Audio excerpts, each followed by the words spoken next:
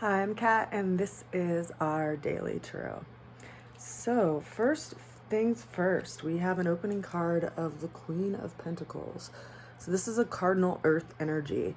It's associated with the sign of Capricorn, interestingly enough.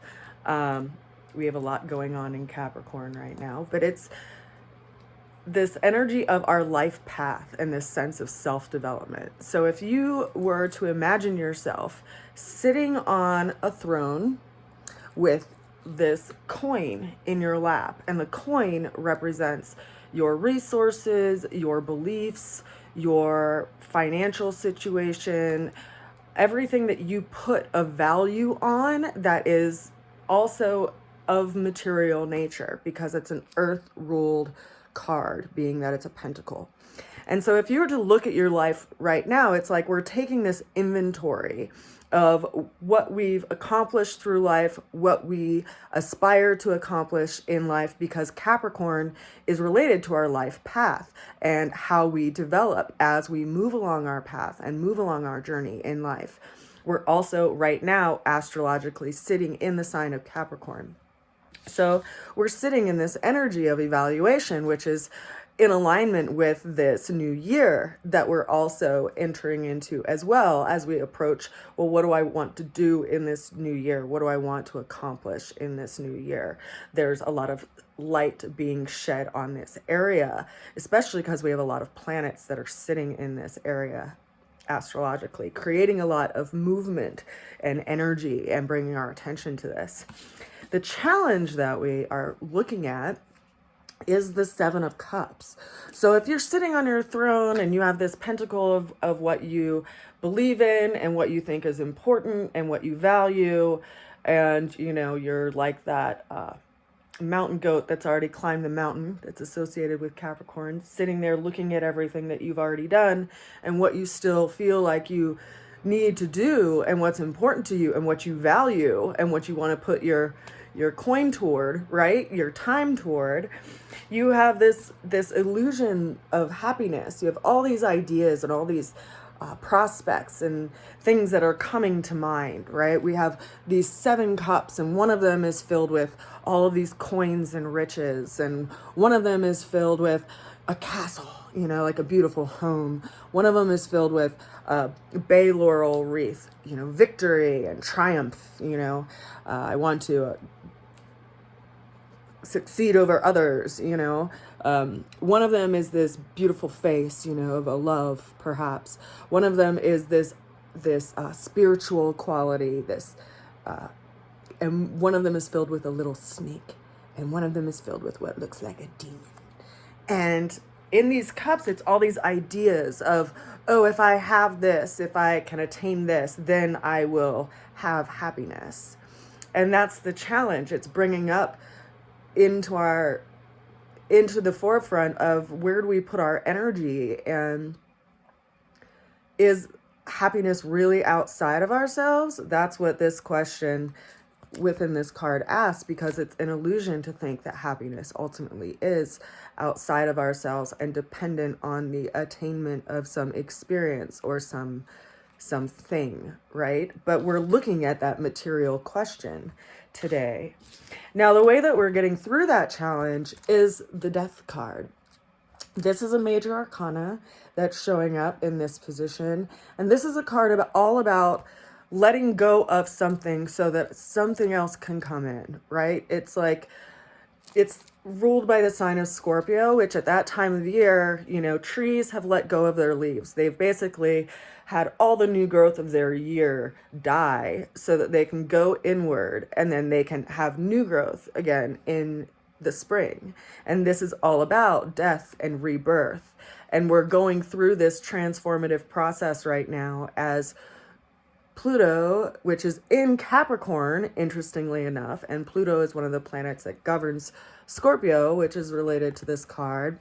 But this idea of, what is transforming within us that we are actually going to be putting our energy toward for like the next 18 years. So we're like letting go of something, and it's likely something that we had some kind of conditioning, you know, like we all grew up with this idea of, you know, you need to have this, and then you will, you know, attain this place in life and you will be happy. But, you know, we've also seen that people that have gotten to those places in life aren't necessarily happy, right? So what does that look like?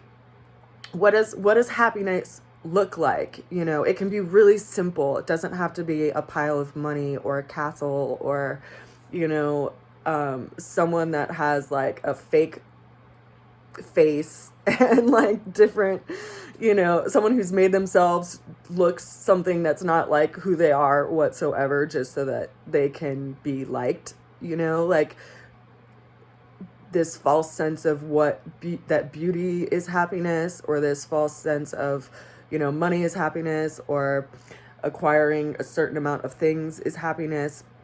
Is that true? You know, and we're letting go of some of those ideas. You know, it's like there's this this transformation process, because we have to die to that caterpillar stage of ourselves so that we can actually grow into someone that can actually be in life in a different way, right? Someone who can ride through hurricanes like butterflies can, even though they're this delicate, fragile creature. You know, they're some of the strongest in their abilities to go through turmoil and circumstances that are out of their control. And we're all in this transformation process. Now, the ultimate outcome for the day is that we are in this mental place. We have the Four of Swords that's coming in. And so if you take this, you know, somatically into your body, you're laying down and you have your own sword, you have your own clarity underneath you.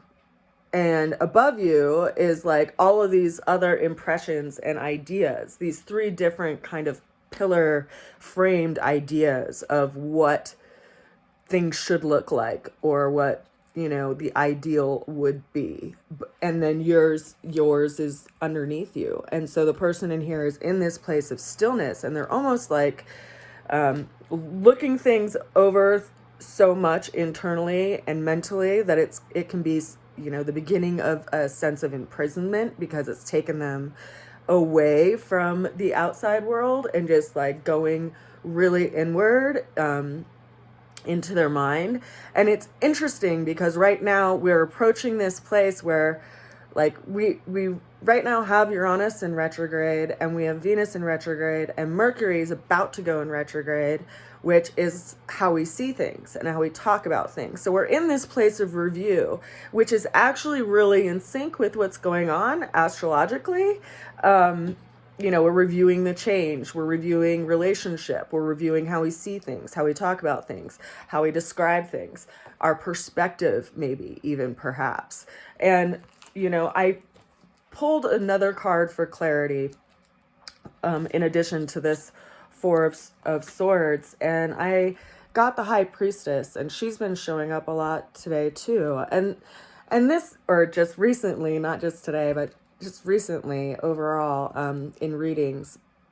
And the High Priestess is all about this time of allowing, right? Like there's a time of working with the seasons and working with the moon and working with astrology. And there's this saying that you can't fight the current because you're just going to waste your energy and get taken under.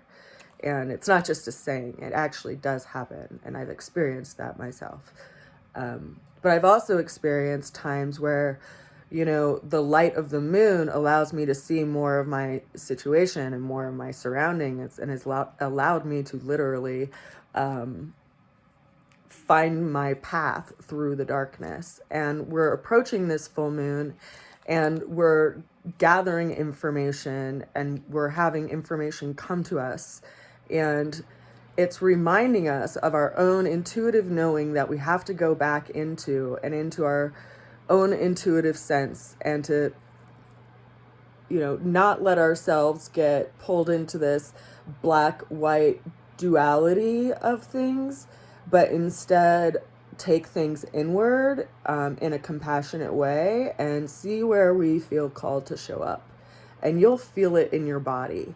You'll feel it in your sense of inner knowing.